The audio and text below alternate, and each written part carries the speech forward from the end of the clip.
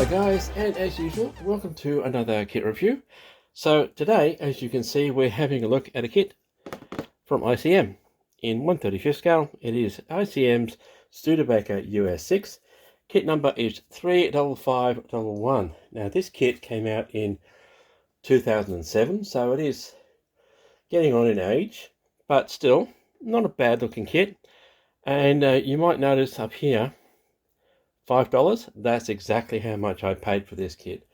The normal retail price for this is between $40 and $60, depending on who's actually selling it. But this one I picked up for $5 from my local charity shop, and I thought that's a bargain because this has not been touched at all. Even the Sprue bag, which I checked, has not been opened, so everything is there and everything is good. So I'm quite happy with that. $5, not a bad pickup at all. So, as you can see by the box art, which is quite average box art, this is an older ICM kit. The Studebaker that you see has USA on it, but also this, which is Russian. That's because of the 220-odd thousand Studebaker trucks that were made, the US6s anyway, the majority of these went to the Soviet Union during World War II from about 1941 to 1945, and they proved very popular with the Russians. They could go just about anywhere. These originally were a 2.5-ton truck. The Russians expanded the cargo capacity to originally 4 tons and then dropped it down to 3.5, and it still managed. They even put up to 5 tons on one of these, and it still went. The Russians also loved these, not only because it could go almost anywhere on typical Russian roads and what have you, but the engines would run on low-grade fuel, which is exactly what the Russian fuel was like back then. Very low grade, very rough, coarse stuff, and these things could just hum along on it without any dramas whatsoever, or major dramas anyway. So yeah, so over 220,000 of these were made, and a lot of them went to the Soviet Union under Lend-Lease, which is why you've got Russian markings on this, and which is why the decals in this particular kit, the majority are for Russian vehicles in World War II. Alright, so that's the box. Let's have a look at the rest of it. Brief history of the Studebaker on here, warnings, etc. On the other side, you've just got 3 views of the actual truck itself in overall olive drab, which is the way they would have arrived in the Soviet Union, because they went via if I remember rightly, it was via the Persian corridor, which went through Iran, and they were shipped that way to the Soviet Union. Alright, so let's have a look and see what's in the box and what I got for $5. So, basic ICM warnings, etc. Decal sheet, which is looking a little bit yellow, and it has got some spotting on it, so I may have to have a dig through the spares box for some other US decals, insignia and stuff like this, but we'll see how that comes out. Instructions, which is interesting, old style ICM, and 1 bag of sprues. Okay, so I'm going to take these out of the bag, and in a second we'll have a look at the decals and the instructions.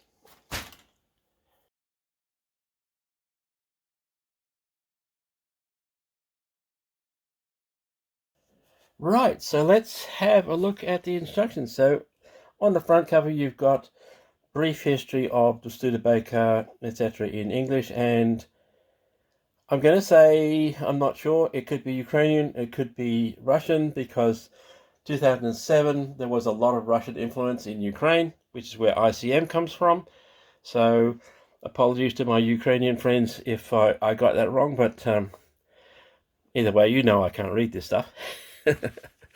Here are your color callouts for the Studebaker. As you can see, olive drab and gunmetal chrome, etc. for bits and pieces. And they are in Model Master and AK. usual warnings and overleaf. So you've got the center section, which is the assembly, and you've got this outer cover, which is your painting guide. So everything is olive drab. That makes it quite easy. But you do have the choice of 6 variants, so to speak, or I should say units operating the Studebaker. So this one here is the top one. That's the 3rd Belarusian front in summer of 44. This one is the 2nd Ukrainian front in May 45. This one is the 2nd Ukrainian front again in May 45. This one is the 1st Polish Army in Germany in 45. Overleaf, you've got the Czech Army Corps in May 45, and the only American one is the 8th Air Force, England, 1944. So, as I said, the majority of these were used by the Soviet Union, which is why most of your decals are for Soviet vehicles. Alright, so that's your painting guide for the Studebaker. The assembly guide is sprue layout. And then this is quite a complex build. So this is your running gear, so your axles, your drive shafts, etc., your engine, radiator. So it's a really nice looking engine. Unfortunately, there isn't a capacity in this kit to actually display the engine. So that's something that you might want to have a look at, use your photo references, and see if you can maybe alter the bonnet or something like this, or the sides, to show this really nice looking engine. You've got your wheels, spare wheel going together. Here is your wheels going onto the drive shafts and axles.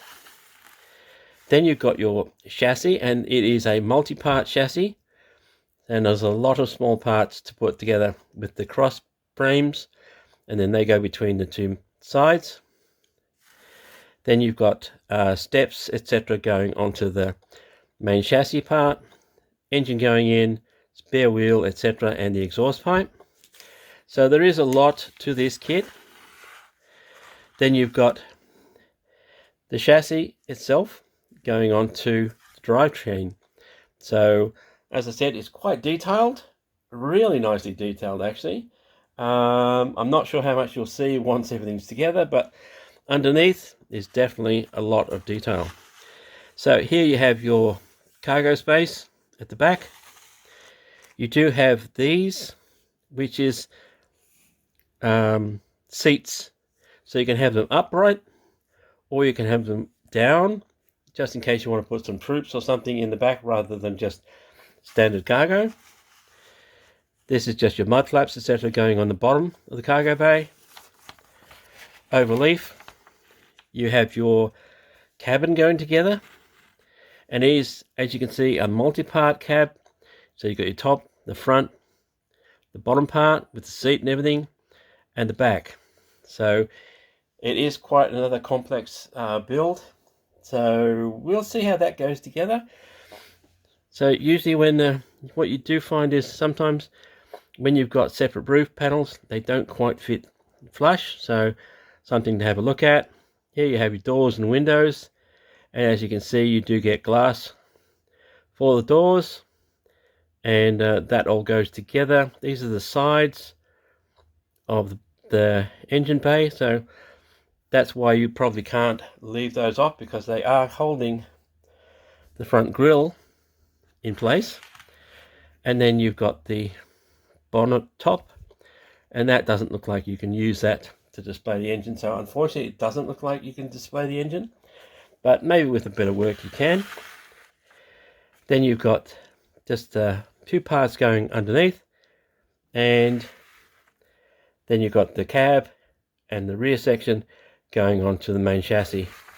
You do get the frames for a canvas hood over the back, but no canvas hood. So you can, if you wanted to, have these spread out, I think. Maybe, maybe not. It doesn't look like it. It looks like one piece. So that, of course, will just go up the front here. And No, I'm wrong. They got me on this one. So yeah, looks like you can have one whole section of the frames folded, but you do get individual frames for the cargo bay, which is a really nice touch. So no cover for it, but at least you do get the frames. So you could probably do your own cover. Have a look on YouTube. I'm pretty sure someone out there has shown us, I should say, how to do that. So really nice. I do like the way this is, and I do like the detail in this particular kit. So that's your assembly instructions. And here are the decals, and of course I'll give you a close-up of that. So if you can have a really good look, you'll see there's some brown stains, not on that side, but on this side. And I'm not sure if those brown stains will actually affect the decals or not. Possibly not. That could be just brown stains in the carrier film. So we'll see when we get to actually building this thing. But nice detail. Like I said, you do get a choice of 6 different vehicles. I believe the American one doesn't have the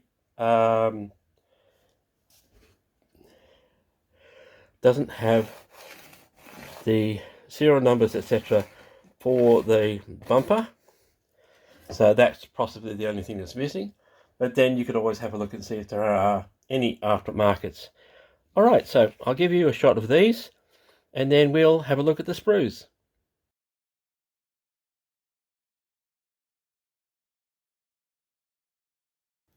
So let's have a look at the sprues, and luckily ICM uses resealable bags because, as you can see, the top of the cab and another section of the chassis, I believe, possibly a fuel tank or something, were loose in the bag, and there are everything thrown in together, including the clears. So there's 1, 2, 3, 4, 5, 6 sprues in all in this kit. And what we'll do is we'll put these aside, and look, there's another couple of pieces that just fallen off. This look like the sides of the engine possibly, but yeah, so luckily we do have a resealable bag that we can keep those in. So let's have a look at the clears first. So front windscreen, side windows for the cab and the rear window, and of course the headlights. Not too bad, unfortunately, because they are all thrown in together. I can already see scratches on this one and a couple of marks and stuff. Yep, there's scratches on just about everything, which is unfortunate, but it is what it is. It is an old kit, has been around for a while, obviously, bounced around. So I have got some scratches on the clears. I might see if I can polish those out. We'll see how we go. But I'll give you a shot of them anyway.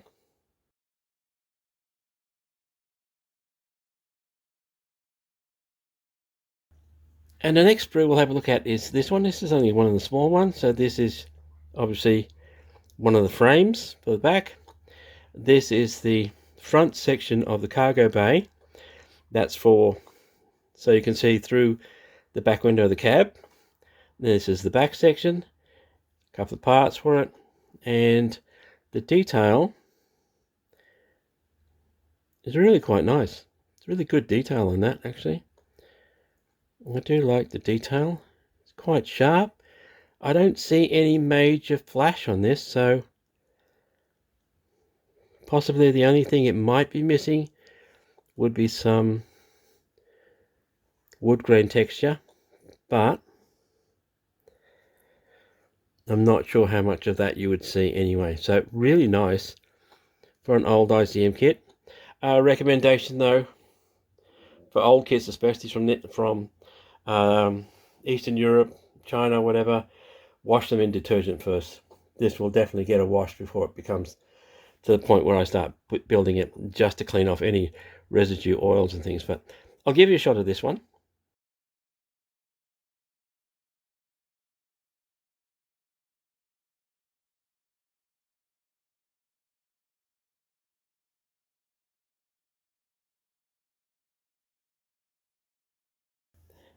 And the next sprue out is the rest of the cargo bay. So base, of course, sides, these are your seats. They can be folded down or up, and of course the framework to go around. So depending on how you're going to load this out, the frames and things like this, if you're going to put cargo in it, it's up to you whether you want to put frame on it. But a nice touch. I'm not sure how fragile these are going to be when I start to cut them out, but a really nice touch to have those. Not a great deal of detail to see on these. So yeah, like I said, these are the seats that fold down. This is the sides of the cargo bay. Turn it around. So there's no wood grain that you can see on this, but once it's painted up, you could quite easily weather this, etc., just to show exactly what it's made of. But overall, there's no flash on this kit, and I do like that.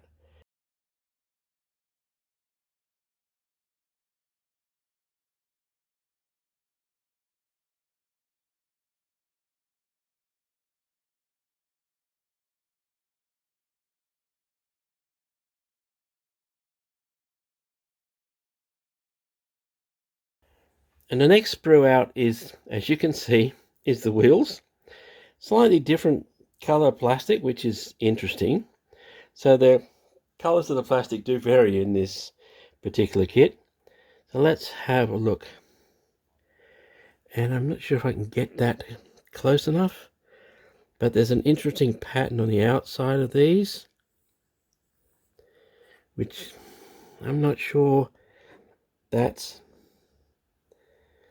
part of the molding process or something. Not quite perfect.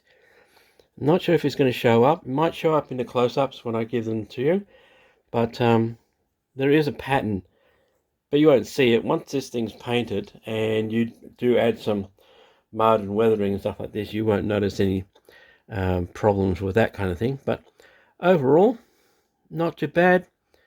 The tread is, as you can see, it's not offset, and I believe they were offset treads on these things. I'm sure someone out there will let me know in the comments whether I'm right or not, but I do believe that the treads were not like this, but they were actually offset. So left and right, so to speak. All right, so that is your wheels.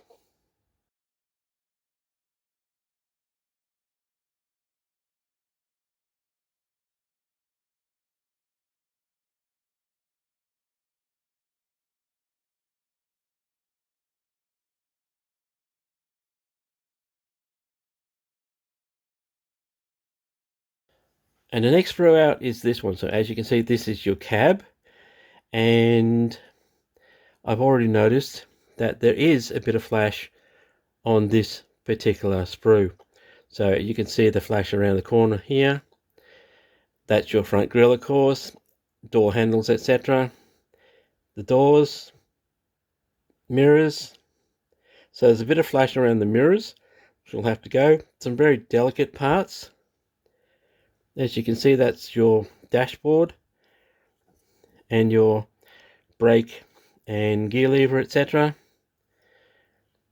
That's your interior for the cab, and some not too bad detail. It has got some texture to it. That's the seat, of course, but that's very smooth. So you might want to add a bit of texture to the seat, but overall, bit of flash, but nothing dramatic. Let's have a turn around the other side. There's the outside of the doors, and just the back of the back, so to speak. This is your bonnet, and as you can see, it doesn't actually have a capacity to open it, but you might be able to do something with that. It's a shame to have to cover up what looks like to be a very detailed engine. All right, so that is the cabin of the Studebaker.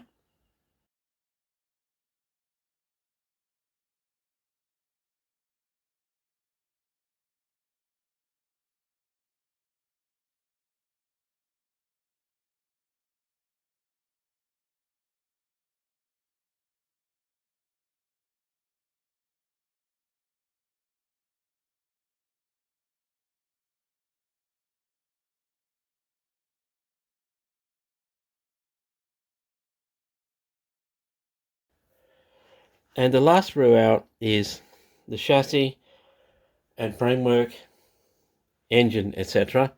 Now the one thing I've noticed about this is it does have, I'm not sure if I can show it to you or it's going to stand out, this whole sprue does have a curve to it. I'm not sure how that's going to affect the actual framework on the sides or the actual running gear, which is your drive shafts and your diffs, etc. So as you can see, this is your differentials and your drive shafts. It's quite a complex little bit there. These are all your joins, your suspension, your steering, etc. These are your cross members for the framework, some steps on the side. This is your engine, and I'll turn her over. So that's your engine, plus various parts that go on, exhaust pipe, etc. So I'm not sure, you won't see the engine, but it is worthwhile investigating to see if you can actually have that open somehow. Maybe cut the sides down or something like this, but that's for sometime in the future. And not a great deal of flash, which is good.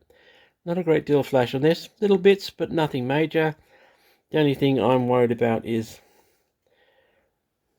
the curve of this whole sprue, but that's something that maybe I can probably straighten it out once I get them off the sprue itself. Anyway, that is the chassis and the engine for the Studebaker.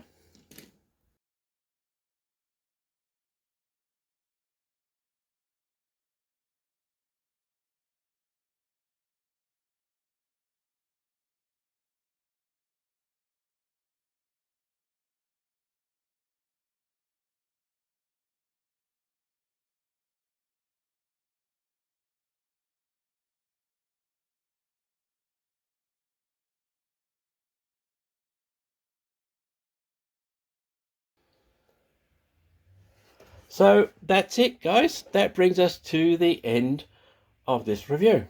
So that is ICM's Studebaker US6 kit number 35511. Came out in 2007. Yes, this one only cost me $5. Like I said, normal retails around about 40 to 60 in Australia. There are a couple of later issues of this one, if I remember rightly, but this one is a 2007 kit. I love the detail in it. I can't see any major dramas with it, apart from possibly the decals, which there's always aftermarket decals for things like this. So overall, yeah, I am impressed with this kit. We'll see how she goes together sometime in the future, which might be shortly. We'll see how we go. Anyway, guys, like I said, that brings us to the end of this review. Thank you for watching. And as always, thank you for your likes, your subscriptions, and your comments. They are always appreciated. Really do appreciate it. And also, as usual, guys, until next time, take it easy, stay safe, and I will see you later.